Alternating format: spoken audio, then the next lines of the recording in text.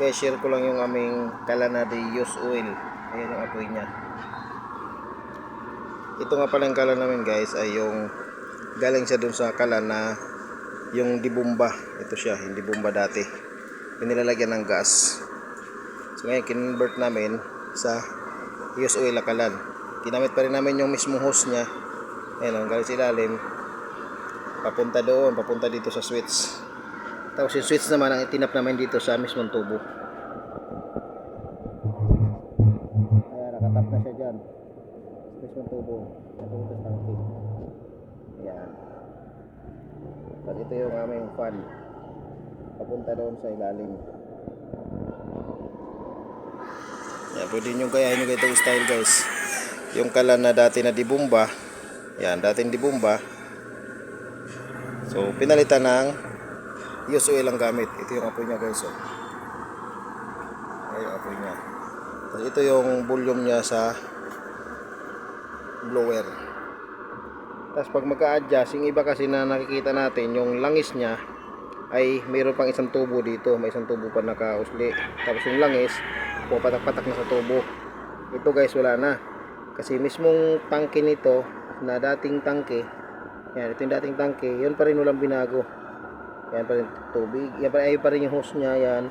Tapos dito na yung adjust na. Yan. Dito mag-adjust sa bukas ng langis. So, ang nababago lang talaga guys, yung mismong apuyan lang. Yan. Ito lang ang nawala. Yung dati na sa digas, yan ang pinalit. So, wala na makikitang kalat na wala nang kalat na isang tubo para doon sa pumapatak-patak na langis papunta doon sa loob. Kasi dito na siya mag-adjust ng langis. At doon na siya papatak sa loob. Yan, sa loob dyan, sa gilid. Yan o, yan o. Yung hose na yan, papunta sa tangke. Yan, dito na yung mag-adjust. Pwedeng gayahin yung ganitong style guys o. Ganda. So, di ka na magbubumba. Kasi na-convert na. Wala pa kayo makita nito ngayon sa Shopee. Dahil ito ay sariling diskarte lang na na-convert sa use oil na kalan, ang dating kalan na dibumba na gas ang gamit. Yung nakita nyo sa Shopee ay yung mga ang langis niya ay pumapatak-patak at pumapasok sa tubo. May isang tubo dito, pero ito wala na. Yun ang kaibahan niyan guys.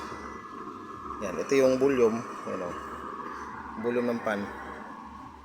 Pwede hinaan. Yan, hinaan. Rasan. Diba? Kasi ito na adjust naman sa langis, pwede rin lakasan ng bukas ng langis o konti lang bukas, ya, ito yun siya. So yun lang guys, share ko lang sa inyo ang aming nagawang na i-convert namin sa use oil na kalan ng dating kalan na dibumba. Ang imgas kasi dito sa amin ay 1.6. Sa lugar nyo ba guys, magkano ang imgas?